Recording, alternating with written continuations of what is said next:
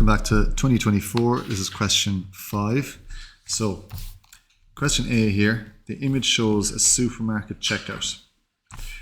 Shown below is the elevation and plan of the checkout. So we've got our elevation and plan of our checkout here. The two boxes A and B are on the belt of the checkout. Boxes A and B move on with the belt until A reaches the line LL1. So A is moving here, two of them are moving along until they reach LL1. So both of them moving along until A reaches that. Complete the given plan and elevation to show both boxes in their new positions. So this question is a transformation geometry question linked in with an orthographic projection question. Okay, it's a really nice question. So we're going to do translation because everything is going to move in the same direction, the same distance. All right, so we'll look at A first of all. So A here is going to move along until it reaches LL1. So let's show A moving to there. So A is moved along. Okay, and it's going to move along up here as well until it reaches LL1, which is right there. Okay, that's LL1. All right. Now, moving a little bit. Okay, so here is LL1. LL1. All right. Now A has moved this distance, so from here to here. All right. So I'm going to get my compass and show that this distance from here to here, that's the distance that corner has moved. That corner has also moved that amount. This back corner would have moved to here, and this back corner would have moved to here. So everything has traveled that distance. Up here in A, it has also moved that same distance. So A has moved to here and here, and then the back corner has moved from there to there. Okay, now you also could just project, find A here. So I'll draw my new A just to show you.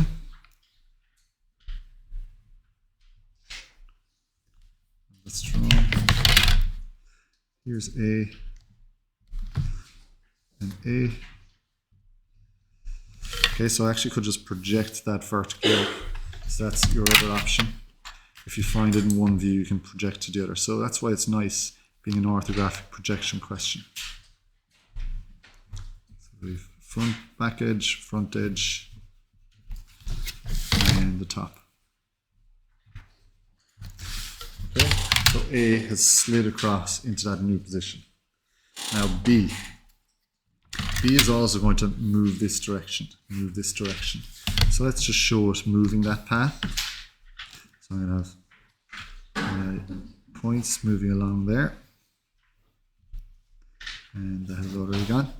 Okay, and up here it will also be moving. So those points moving along, those points moving along.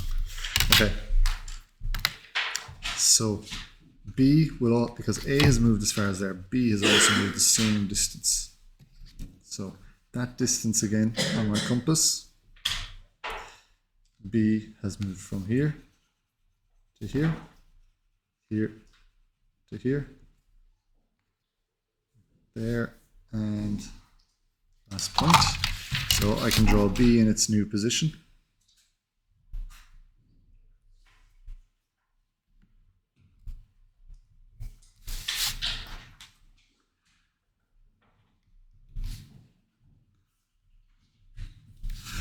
Okay, and I have options here now. I could use my compass again, swing an arc, swing an arc, swing an arc, and do the same down here, arc, arc, arc, or if you want, you can just project those directly up into their new position.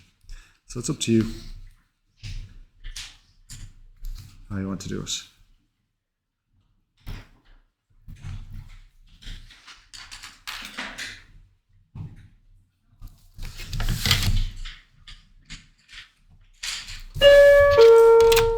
Okay, so there is part A completed both of those have slid into their new positions there. Okay. Part B, shown below are cereal boxes on display in the supermarket. In the space provided, write down the number of boxes on display. So we just need to count and be careful here. It doesn't look like they're going to full length that way, so there's nothing going to be hidden in the back corner that we can't see. So we can just count 1, 2, 3, 4, 5, 6, 7, 8, 9. So there's 9 boxes on display. All right, over here to question C. The elevation, plan and incomplete end view of a supermarket entrance barrier are given below. The gates of the barrier open separately. One rotates through 30 degrees, about 0.0. So this one rotates 0.0 there, 30 degrees. And the other through 45 degrees, so it's rotating 45 degrees, about 0.10, shown by the broken lines in plan. Complete the end view of the entrance barrier to show both gates in the rotated position. So just to do this one, I'm going to pause it for a second and add a little colour, because it will make it clearer for you. You don't have to do this in your exam unless specified, but I'll do it just to make it a little bit clearer. So I've added colour here, and we've got our orange one and our blue one. Okay, so I'm going to index some of these points here. All right, so that one has been rotated down. These are the only 2 points I'm going to have to be concerned with, really. So I'll go with A and B. And I'll call this one X and Y. All right, the rest of them I shouldn't really see. So A and A have been rotated down to here. Sorry, A and B, so that's B, comma, A. They've been rotated then into this new position, B, comma, A. And then down here, we've got a blue pen. So we've got X and Y. Sorry, that should be A, B, mixed up then. A, B. Okay, then we've got X, comma, Y, and they've been rotated 40 degrees until we get to X, comma, Y. So that's their new position. So now we're looking in from this direction for my end elevation. All right, so I'm going to project the heights across, because between elevations my heights won't change. All right, and you can see there the height of my pole has stayed the same. Now I'm going to project them down until we hit the 45-degree line. Okay, if you want to drop a line straight down here and go up at 45 degrees, that's fine too. So I'm going to project AB across to here. Okay, and XY as far as there. So they're my orange and they're my blue. Then I'll project them up and project them up. So I've got my orange, I've got my blue. So the height of A has not changed. We can see A has traveled round up. So here's A. B, height does not change, but it's traveled down, around and up. So that's B. Then we've got X, traveled down, around, and that is my X, and here's my Y. Right, so what we're going to have is our 2 flags, one kind of blocking the other. Not flags, sorry, they're barriers in the shopping centre. One kind of blocking the other.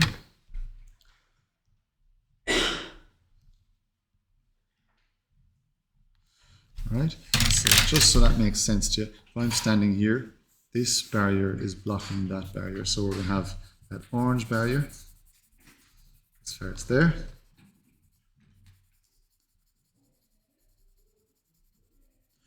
And then the blue barrier is behind it, but we'll see it popping out. Because it's rotated 45 degrees, it's rotated open a little bit more. We'll see a little bit more of it standing over on that side looking in. Okay, so that is that question there. Question C, finished. That's a rotations question. Finally now we're on to part D. Shown below is an incomplete logo for a self-service checkout. Complete the logo by constructing axial symmetry in the line LL1. So LL1 is an axis of symmetry, right? So it's going to be a mirror image from this side to this side. So all of these points, there's a lot of points there, we're going to project through. So I'm going to start labeling my points. A, B, C, D, E, F, G, and H. With axial symmetry, all points travel through the axis of symmetry at 90 degrees. So 90 degrees running through there. So they're horizontal lines, so I can actually, sorry, my LL1 is a vertical line, so I can project horizontally through, because that's perpendicular.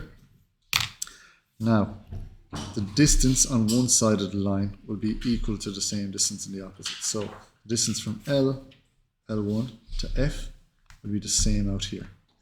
So now I'm going to transfer all my distances. So we'll start with H. So H, that will be my mirror image of H. A, because that's a vertical line, it's actually the same distance. Okay, B, that'll be my new B, B1. Actually start labeling these, so H1, A1, B1. We've got C, so that gives us C1. Go over here to D, finally D1.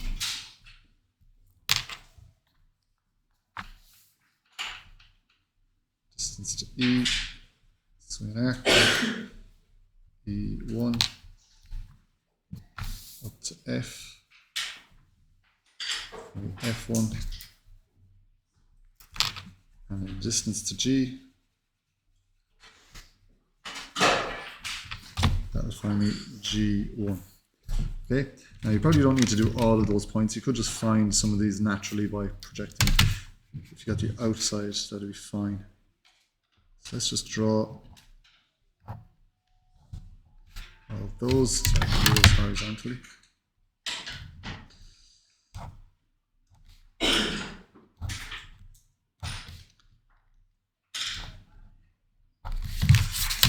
And then they should all line up. They do. Okay, and now we just need to draw H to A, and from G to B, so G to B. So G1 to B1. Okay, so that is axial symmetry of our self-service checkout logo. Right, so that's the end of question 5, part A to D. In the next video, I'll complete part E.